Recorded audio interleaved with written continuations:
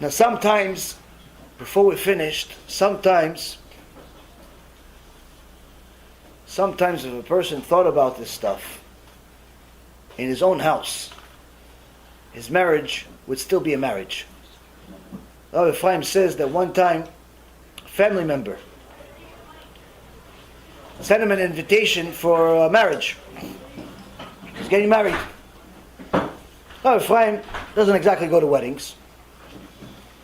But, as you would have it, they were having a very, very big party. Spent tens of thousands of dollars on the wedding.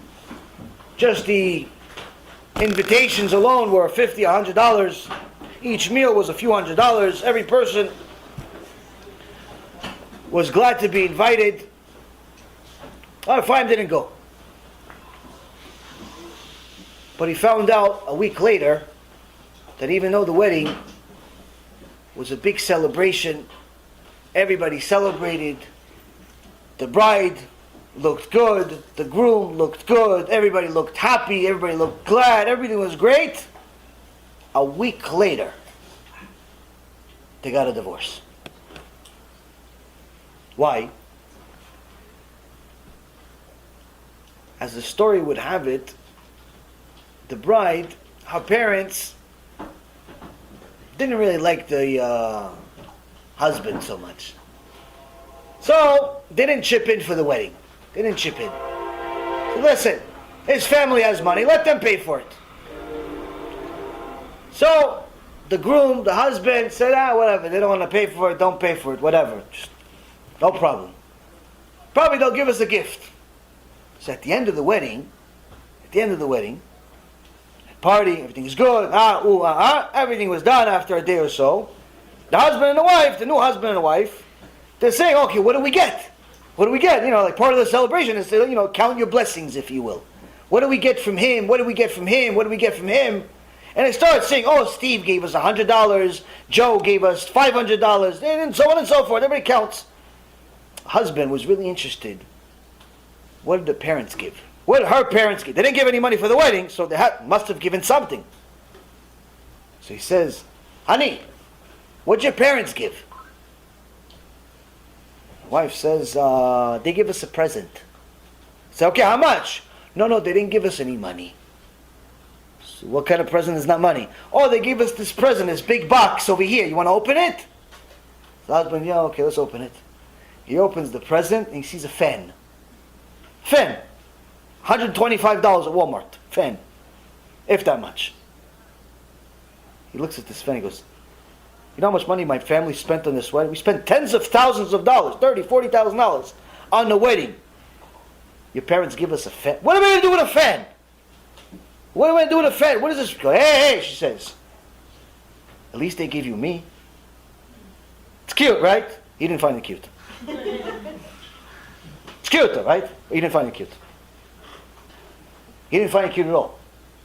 He took the fan and he smashed it. And she took the marriage and she smashed it also. Smashed it. The moment of anger, Daddy, who cares what they bought you? What are you, marrying the gift?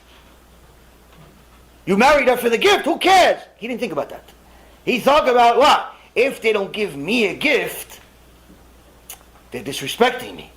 And the ego continues to build and build and build. She didn't exactly know how to soothe his pain, soothe his ego, soothe his stupidity. She said the wrong thing. Even if she said the right thing, she probably would have made a mistake anyway, because that's the mood that he was in anyway. He overreacted, expressed his anger in a way she never saw before, took the fan that her precious parents gave and broke it. And she says, if you break the fan, I'm breaking the marriage. Now let me ask you something. Anyone here think that he made the right decision? Obviously not. Problem is, Rabotai, is that when we get angry, we cannot make the right decision. It is impossible for us to make the right decision. And that's what the Ramban says. Once you allow anger to control you, you are allowing all of the worst things in creation control you as well. Those things will control you to make every mistake under the sun. Those things will make you make the worst decisions that you can possibly make. Break up a marriage that was supposed to last forever. Break up a relationship that was supposed to be the best thing ever. Break up something that you thought was going to be a permanent part of your life. That anger will ruin it. And if that's not bad enough, if you don't do tshuva for this anger, and you live your whole life as this angry monster, and just make it as if it's okay to get angry. In the beginning, you break pencils. Then you break pens.